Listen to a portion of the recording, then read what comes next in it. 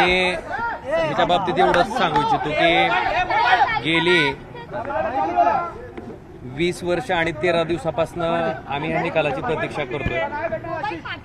जी न्यायालयीन लढाई आहे दोन्ही कुटुंबांनी त्या ठिकाणी संविधानाच्या मार्गानं न्यायाच्या मार्गानं आम्ही त्या ठिकाणी ही लढाई लढतोय. आज निकालासाठी मान्य कोर्टानं या ठिकाणी आजची तारीख दिली होती आणि निकाल देण्याच्या बाबतीत काही अजून काही जी कमतरता आहे ती पूर्ण करण्यासाठी सन्माननीय कोर्टानं या निकालाची तारीख 20 जूनला ठेवलेली आहे. म्हणजे अजून 4 दिवसांनी. अपेक्षा इतकीच आहे की आमच्या दोन्ही कुटुंबांनी ही 20 वर्ष 13 दिवस अविरतपणे संघर्ष केला आहे आणि सन्माननीय न्यायालयाकडनं न्याय मिळावा एवढीच अपेक्षा. परंतु तुमचे विरोधक सत्तेत आहेत, त्यामुळे तुम्हाला न्याय मिळत नाही का उमराजे? 128 जणांची या संपूर्ण प्रकरणात साक्ष नोंदवलेली आहे. आपल्या आईंच्या हस्तक्षेपानंतर सीबीआयकडे हे प्रकरण गेलं. 2009 पासून जे मुख्य आरोपी आहेत ज्यांच्यावर आरोप आहेत ते बाहेर आहेत. का नेमकं असं होतंय आणि सत्ताधारी पक्षात असल्यामुळे हा सगळ्या गोष्टी होत आहेत का? निश्चितपणे मला पण आपल्याला एवढं सांगायचं आहे की सामान्य माणसाला न्याय घेण्यासाठी प्रचंड संघर्ष करावा लागतो.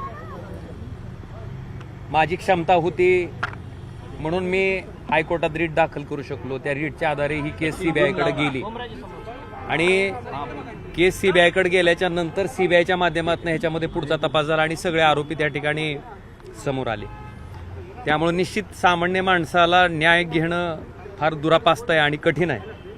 आणि ते समोर आल्याच्या नंतर सुद्धा आपण बघितलं असेल तब्बल 20 वर्ष त्या ठिकाणी अविरतपणे ह्या खटल्याची सुनावणी चालू आहे आणि जे आरोपी असणारी लोक आहेत डिले टॅक्टिक्ससाठी सारखं हायकोर्टात जाणं त्यानंतर सुप्रीम कोर्टात जाणं.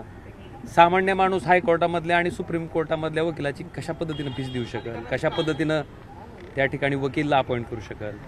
माझी क्षमता होती, आम्ही लढलो म्हणून इथपर्यंत पोहोचलो. आणि आता निश्चितपणे ही माझा राजकारणातला जन्मच त्याच्यामुळे आहे. माझ्या राजकारणात जन्मच त्याच्यामुळे आहे. कशासाठी संपवलं राजेसाहेबांना याचं कारणच फक्त पॉलिटिकल होतं. कारण 2004ची विधानसभा ज्या निवडणुकीमध्ये माझ्या वडिलांनी ॲज अ इंडिपेंडेंट कॅन्डिडेट असताना अपक्ष उमेदवार असताना केवळ 484 मतांना त्यांचा पराभव झाला होता. आणि तेही केव्हा की पद्मसिंह पाटलांना पाठिंबा दिला अशा आशयाचं खोटं वर्तमानपत्र छापून मतदानादिवशी त्या ठिकाणी इतका प्रयत्न करून सुद्धा फक्त 484 मतांना विजय मिळवता त्यांना आला होता.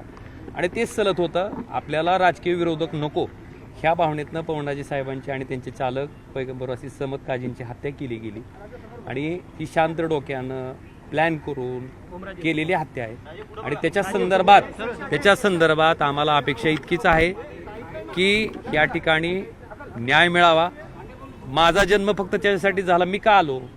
मला दाखवून द्यायचं होतं की अशा पद्धतीनं एखाद्या माणसाचा खून केल्याच्या नंतर तुमचा राजकीय विरोधक संपत नसतो, तो विरोधक त्या ठिकाणी तयार होत असतो. मला वाटतं त्या जिद्दीनं मला इथपर्यंत पोहोचवलंय. आणि मायबाप धाराशिव लोकसभा मतदारसंघातील जी जनता आहे त्या सगळ्यांनी मला अगदी तळहातातल्या फोडाप्रमाणे इथपर्यंत पोहोचवलंय. माझ्या पाठीमागं उभा राहिली. आता माझ्या आयुष्यातला सगळ्यात मोठा क्षण कुठला असेल तर ज्याच्यासाठी आमचा सगळा परिवार जगतोय झगडतोय तो माझे वडील कैलासवासी पवनराजे निंबाळकर साहेब आणि पैगंबरवासी समद काजी यांच्या हत्येचा जो निकाल आहे तो आमच्यासाठी आमच्या कुटुंबासाठी अतिशय महत्त्वाचा आहे. आणि निश्चितपणे अपेक्षा आहे की न्यायदेवता निश्चितपणे न्याय करेल. कार्यकाळामध्ये उद्धव ठाकरे असतील, बाळासाहेब ठाकरे असतील, हे तुमच्या मागे उभे राहिलेले होते. मला आता कुणाबद्दल काही बोलायचं नाही. माझ्या डोक्यात फक्त एकच विषय आहे की ह्या केसचा निकाल लवकरात लवकर लागावा. आज तारीख मला वाटतं आज अपेक्षा होती निकालाची, फक्त 4 दिवस पुढे गेले. 20 तारखेला निकाल लागेल ही अपेक्षा आहे.